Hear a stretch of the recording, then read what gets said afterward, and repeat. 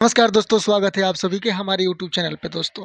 दोस्तों आज औसत का सवाल लेकर आए हैं, जो कि आप लोग को कंपटीशन के एग्जाम में बहुत हेल्पफुल वीडियो रहेगी। तो दोस्तों इस चैनल के माध्यम से हमारे एक-एक क्वेश्चन को समझने की कोशिश कीजिएगा। आप लोग के लिए ये बहुत हेल्पफुल वीडियो रहेगी दोस्तों। चलिए दोस्तों, क्वेश्चन नंबर 1 से हम लोग स्टार्ट करते हैं। हमारे पास क्वेश्चन नंबर 1 है, 5 क्रमागत संख्याओं का औसत 100 है, तो पहली संख्या ज्ञात कीजिए दोस्तों। दोस्तों ऑब्जेक्टिव क्वेश्चन है, तो इस क्वेश्चन को आप लोग ध्यान से समझने की कोशिश कीजिएगा। दोस्तों ये जो क्वेश्चन है, एक नंबरिया क्वेश्चन जिसको बोलते हैं, तो ये 5 क्रमागत संख्याओं का औसत 100 है। दोस्तों पहली संख्या छोटी संख्या अगर बड़ी संख्या ज्ञात करने के लिए बताए, तो आप हमारे ट्रिक से चलिए, बहुत अच्छा ट्रिक है।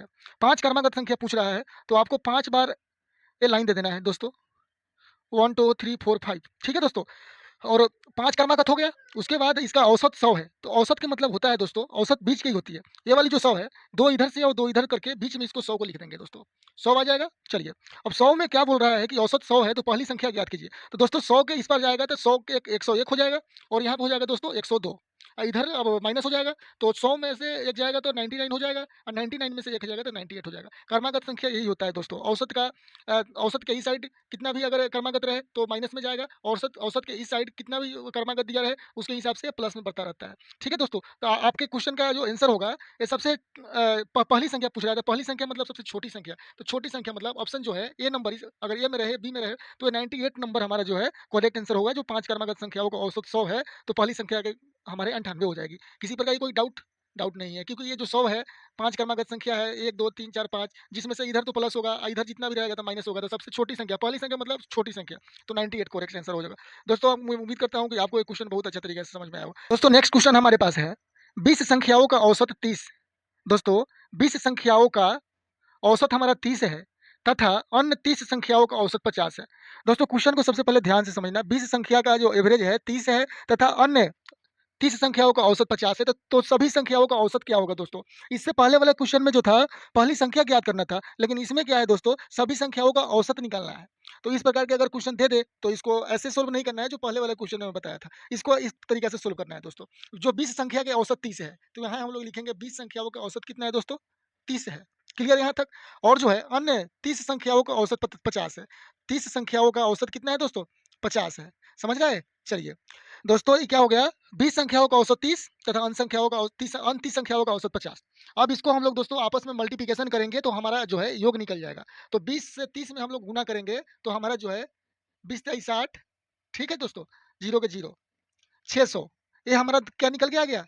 योग निकल के आ गया। ठीक है दोस्तों? ये ऐसे भी इसको करेंगे 50 तेईस 150 यानी 1500 हो जाएगा। गुना दोनों में करेंगे तो हमारा योग 1500 आकर निकल जाएगा। क्लियर? अब क्या है दोस्तों, 2 संख्याओं का औसत 30 है। हमारा जो है सभी संख्या का औसत पूछ रहा है, तो ये तो दोनों सभी संख्या है, तो 20 30 हमारा यहाँ हो जाएगा 50। जब सभी संख्या को में हमारा सभी संख्या का औसत पूछ रहा है, तो इसको क्या करेंगे दोस्तों, 1500 और 600 2100 यहाँ लिख देंगे।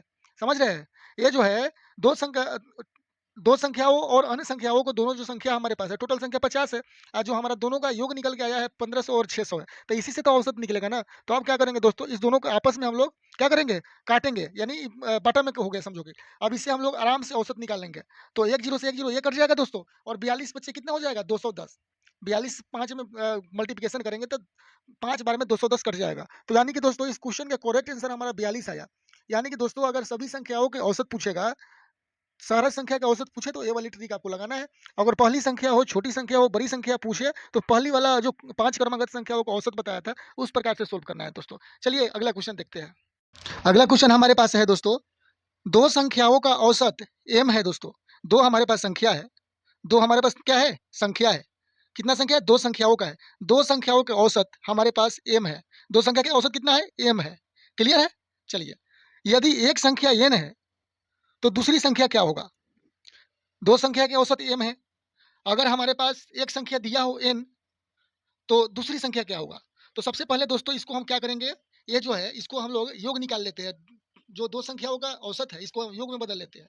तो 2 से m को हम लोग मल्टीप्लिकेशन करेंगे, तो हमारा कितना हो जाएगा दोस्तों, 2m हो जाएगा। यानी यही हमारा जो है योग निकल कर आ गया। ठीक है दोस्तों? जब योग निकल कर आ गया, तो हमारे पास कह रहा है एक संख्या n दिया हुआ है, तो स्वाभाविक है 2m हमारे पास योग आया, जिसमें एक संख्या के n दिया है, तो माइनस में हम लोग दोस्तों n कर देंगे ना।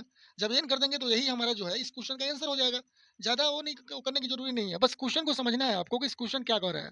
2 संख्याओं का औसत m है, तो 2 संख्या का औसत यहाँ m बना देंगे और जो है दोनों का हम लोग क्या करेंगे, योग निकालेंगे। दोनों को गुना कर देंगे तो योग योग निकल जाएगा। योग निकालने के बाद हमारे पास 2m योग आया, तो हमारे पास एक संख्या n दिया हुआ है, तो इसको माइनस n कर देंगे ना। जैसे कि मान लीजिए 2 और 4 हमारे पास योग है, ठीक है दोस्तों? तो 2 से 4 में करेंगे तो यहाँ कितना हो जाएगा?